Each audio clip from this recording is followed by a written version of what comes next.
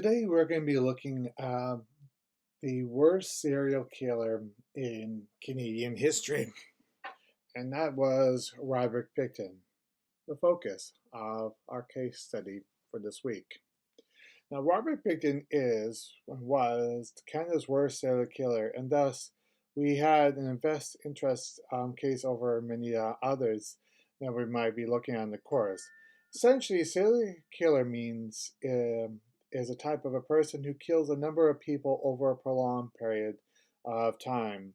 And for serial killer, they tend to be male and motivated by a variety of psychological urges that are primarily power for it, such as serial killer law or so on. But this case, Robert Pickton, can be seen to be significant to study law due to the fact that it is supported to analyze the theories about criminal conduct as well as the nature of criminal behavior.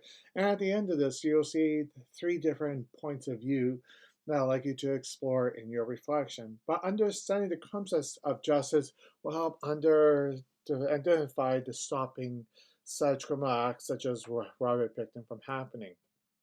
So what happened? The background. The villain was Robert Willie Pickton. The indictment offense was he was charged with 26 counts of first-degree murder as he targeted victims were women, mainly prostitutes, on the downtown Vancouver East Side. A lot of these women came from Highway 16, the highway that links Prince George to Prince Rupert. Unfortunately, this highway has also been referred to as the Highway of Tears because of the amount of women who have gone missing.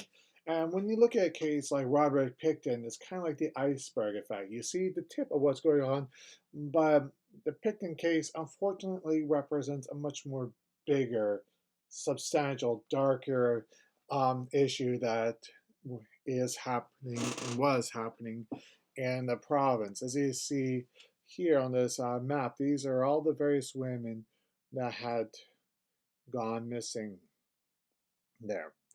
But the background of the crime.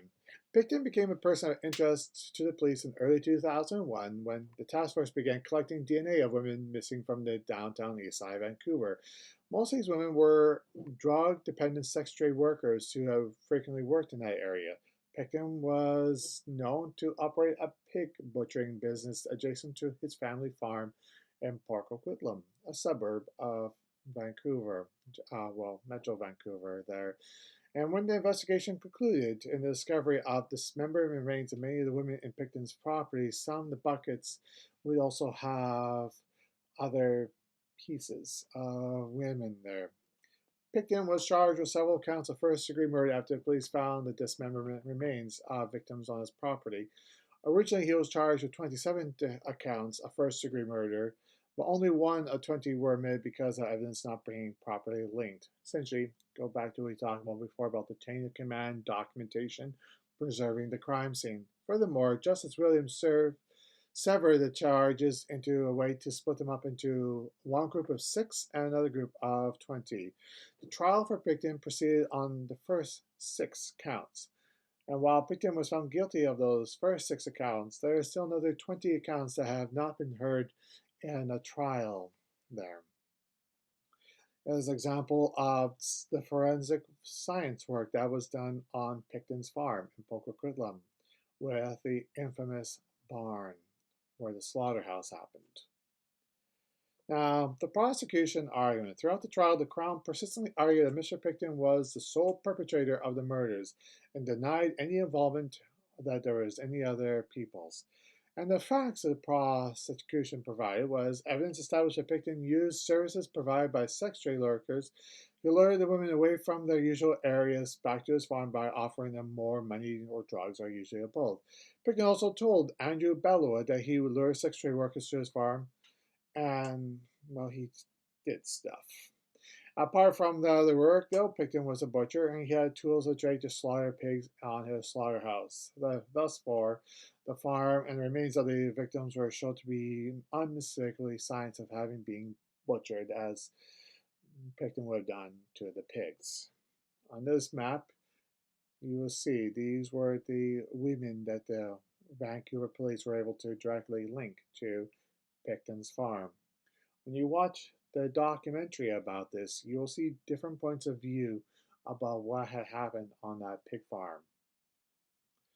The facts also with the prosecution was that an eyewitness, Lynn Ellingson, testified she accompanied Pickton to the downtown east side of Vancouver one evening where he engaged in a sex trade worker and brought her back to the farm. Later that evening, Ellington saw Pickton disemboweling the woman in the slaughterhouse, and she identified the woman as victim number 5.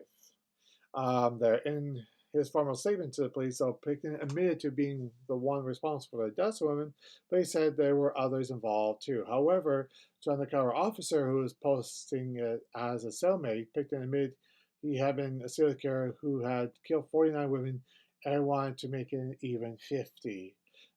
There. He also told the officer in plain clothes that he disposed of the victims' remains at the rendering plant. He also admitted getting caught because he becomes sloppy towards the end for it.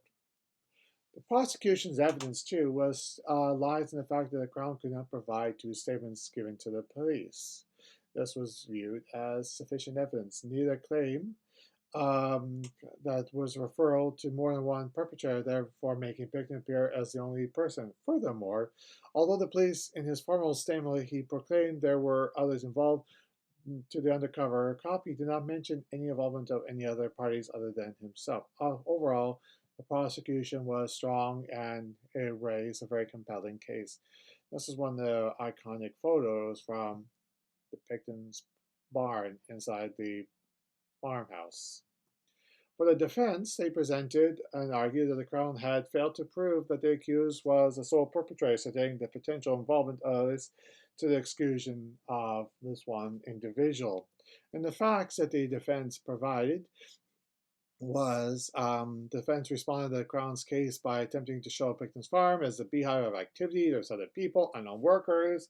They just basically said, yes, stuff happened to Pickton's farm. They're not denying it, but you cannot pin it all on just on Robert William Pickton exclusively. There was other things going on there, and it's not just Pickton. Once again, you watch the video and you will see what else is being mentioned with it. And the facts the defense concludes that they argue that Ellingson and Bell would provide the statements to the police, but these women were chronic drug users, entrenched in criminal lifestyle. Their testimony was therefore should not be weighted in the trial because of these women's background. But with the physical evidence summary, though, a firearm was found in the laundry room of Mr. Pickton's trailer. Various restraint devices were found in his bedroom, including a duffel bag, personal belongings that had DNA was found on it, and recovered from the headboard of Pickton's bed was another length of electrical wire.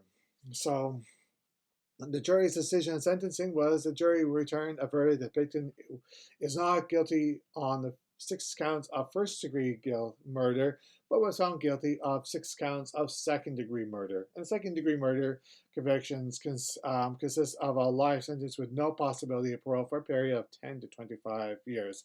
And Chief Justice James Williams sentenced Pickton to life with no possibility of parole, which is the maximum punishment for second-degree murder, 25 years. This is also equal punishment to the sentence which would have been imposed for first-degree murder. And in passing, Justice Williams said, Mr. Pickton's conduct was murderous and repeatedly so. I cannot know the details, but I know this. What happened to them was senselessly and despicable. Now, to wrap this up, there are 3 theories that can basically explain this case, and this is what your assignment will be on. Choose one of these 3 theories to explain it. Theory number 1 is the contemporary theory, a rational choice and deterrence. This theory suggests that people who are likely to commit a crime value the excitement and thrill of breaking the law. This can be argued with the conversation between Pickton and his quote-unquote cellmate, in which he repeatedly stated he wanted to kill one more to make it big 50, to even 50. Or there is a socialization theory. This theory suggests that there are key influences leading to criminal behavior are found in one's upbringing. Due to the fact that Picton chose victims that were only female and prostitutes, he may have had hatred for them because of the way he was brought up to believe their motives were wrong, or he may have a counter with the women in his life that led him down this choice. Their essentially socialization theory is society, how he is raised. And as you watch a video, you'll see some references and his story of how he remembers his childhood. Our third or final theory is a biological trait, which basically argues that certain human traits, such as intelligence, may predispose certain individuals to engage in criminal behavior and or activity. But Robert Picton scored low on his verbal intelligence test, thus it can be further investigated and argued that it's something to do with his mind that triggered actually his criminal activity.